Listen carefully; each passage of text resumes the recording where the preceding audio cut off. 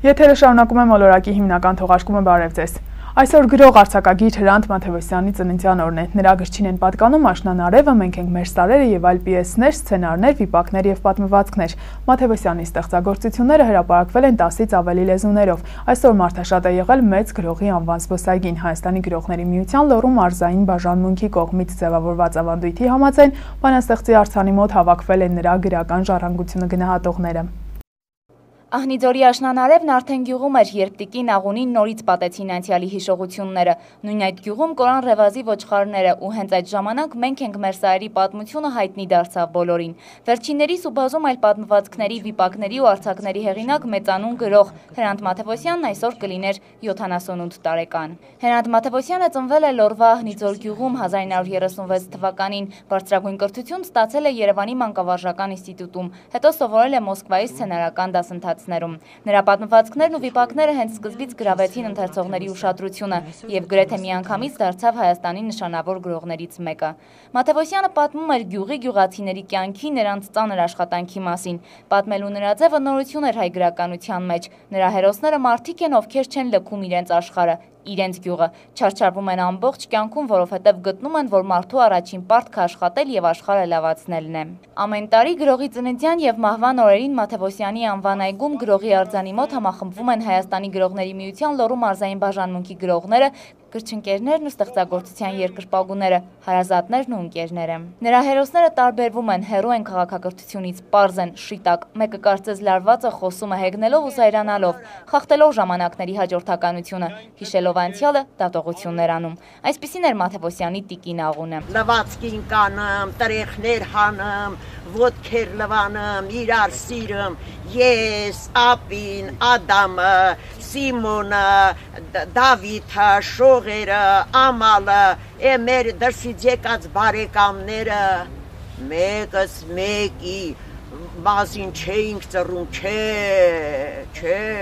մեր սերը, մեր ուրախությունը մեր սիրո մեջ ենք պահում։ Նրա վիպակների վրա կինոնկարներ նկարահանվեցին, Մենք ենք մեր սարերը, Աշնան արև, Տերը, ներկայացումներ բեմադրվեցին։ Մաթևոսյանը ճանաչվեց նաև Հայաստանից դուրս, ստացավ խորհրդային ամենաբարձր գրական պարգևներից մեկը՝ պետական մրցանակը։ Նրա բոլոր գործերը թարգմանվեցին եւ տպագրվեցին ռուսերեն, ինչպես նաև այլ լեզուներով։ Գրողի ոճը ինքնատիպ էր, այդ ոճը դժվարեցնում է որոշ գործերի ընթերցանությունը, հատկապես երիտասարդների մոտ։ Սկզբնական շրջանում ես այդքան էլ չէի ընկալում, թե ինչ է, որ ինքը անտառապետ է եւ գյուղի կամուրջը փլվել է, վնասվել է, պետք է վերանորոգեն, ինքը դիմումագրում հենց իրեն։ Մտածելուց հետո ինքը իր մակագրություն դնում է մերժել, ինքը իրան տեր ազգում եւ այս բնության եւ այս շնաշխարհիկ երկրի տերը, որ չի կարելի ոչնչացնել։ Շատ ուրախալի է, որ այժմ նույնպես երիտասարդությունը մանավանդ սիրում եւ հարգում է Հրանտ Մաթևոսյանին, կարդում է, որովհետեւ ընթերցողների քանակը բավականին քչացել է։ Ուրիշ ազգերի մեջ Հրանտ Մաթևոսյանի պես պատմություն գրող չկա, նա հայության մասին է գրում, այնքան ճիշտ, որ ես զարմանում եմ, ուրախանում ու հպարտանում։ Մաթևոսյանի մասին այսպես է ասել Վիլյամ Սարոյանը։ Հրանտ Մաթևոսյանի ընթերցասերներն այսօր էլ լսեցին անվանի գրողի մասին ու վերջում արձանին ծաղիկներ դրեցին։ Անահիտ Կարապետյան, Արտակ Բրուտյան, Մոլորակ։ Համաշխարհային մամուլի ուշադրությունը սևեռված է Հռոմի Պապի գահից հրաժարման փաստի վրա։ Հռոմեական կաթոլիկ եկեղեցու նորագույն պատմության մեջ սա աննախադեպ երևույթ է։ 85-ամյա Բենեդիկտոս 16-րդը հայտնել է, որ պաշտոնավարումը դադարեցնում է առողջական խնդիրների պատճառով ու կյանքի մնացած տարիները պատրաստվում է անցկացնել Մենաստանում։ Հովվապետի որոշման մասին տեղեկացված չեն եղել նույնիսկ եկեղեցականները։ Ենթադրություններ կան, որ գահից հրաժարումը կապված է ոչ թե Պապի առողջության վատացման, այլ Վատիկանում վերջերս գրանցված աղմկահարույց սկանդալների հետ։ Եկեղեցական գահից հրաժարումից հետո այժմյան ամենաինտրիգային թեման նրա իրավահաջորդն է։ Համաշխարհային մամուլը բարձրաձայնում է 5-ից 12 հավանական թեկնածուների անուններ, սակայն անդադար եւ ամենուրեք կրկնվում է երկու անուն՝ Քվեբեքի arczepiskopos Mark Oelen եւ Միլանի arczepiskopos ու Վենետիկի պատրիարք Անգելո Սկոլան։ Ակնկալվում է, որ Հռոմի նոր Պապի անունը աշխարհը կիմանա մարտի վերջին։ Մեկ բան հստակ է, գործող Հովվապետն այսուհետ կյանքի մնացյալ տարիները կանցկացնի Մենաստանում ու կաղոթի բոլորի համար։ Ուղղագրական սխալներ թույլ տալը վատ է, բայց անգլիացիների հնարած գրիչով այսուհետ հնարավոր է կանխել վրիպակը։ LearnSwift ընկերության արտադրած գրիչները վիբրացիոն ազդանշան են հաղորդում, եթե գրողը ուղղագրական սխալ է թույլ տալիս։ Արտադրողներն այն նախատեսել էին դեռահասների համար, ովքեր նոր են ուղղագրություն սովորում, սակայն գրիչները մեծ պահանջարկ ունեցան նաև մեծահասակների շրջանում։ Օգտագործողները կարող են օգտվել երկու ռեժիմից՝ գեղագրություն, երբ գրիչն արձագանքում է տառատեսակի ոչ հստակ գրության դեպքում, եւ ուղղագրություն, ուղղագրական եւ քերականական սխալների համար։ Գրիչի մեջ տեղադրված հատուկ սենսորները թույլ են տալիս վայրկենապես գտնել վրիպակները։ Ֆալկա եւ Մենդի Վոլսկիներն առաջին փորձերն անցկացրին իրենց որդու վրա եւ արդյունքը գոհացուցիչ է։ Շուտով նրանք կսկսեն գրիչների լայնածավալ արտադրությունը։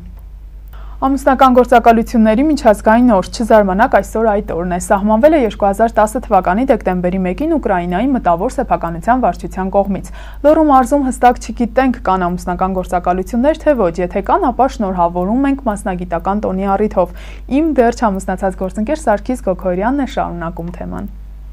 Որոշ տվյալների համաձայն ամուսնական գործակալություններն ունեն ավելի քան 360 տարվա պատմություն։ Առաջին այդպիսի գրասենյակը բացվել է 1650 թվականին Լոնդոնում։ Ամուսնական գործակալությունների մասին առաջիկայում հիմա գլխավոր հարցերը՝ ինչպես ամուսնանալ, ինչպես գտնել այն մեկին, ում հետ կարելի է ապրել մի ամբողջ կյանք եւ վերջապես որոշում կայացնելուց առաջ ինչպես համոզված լինել, որ երբեք չես զղջա։ Սրանք հարցեր են, որոնք սովորաբար անհանգստացնում են բոլոր չամուսնացածներին ու անգամ խնդիրների պատճառ դառնում արդեն կազմավորված ընտանիքներում։ Ինչ են առաջարկում ամուսնական գործակալությունները եւ առհասարակ որոնք են ժամանակակից միջոցները։ Համացանցը վերջին տարիներին կատարում է ոչ պակաս արդյունավետ ամուսնական գործակալության դեր, բայց մինչ համացանցի գոյությունը եղել են ամուսնական գործակալություններ, որոնք կազմակերպել են թեկնածուների հանդիպումները եւ միացրել բազմաթիվ զույգեր։ Վիճակագրական տվյալների համաձայն գործակալության միջոցով միավորված զույգերի մոտ ամուսնալուծությունների թիվը շատ փոքր է։ Հայաստանում ամուսնական գործակալությունների տարիքը այդքան էլ մեծ չէ, բայց գրեթե նույն սցենարով գործակալության դերը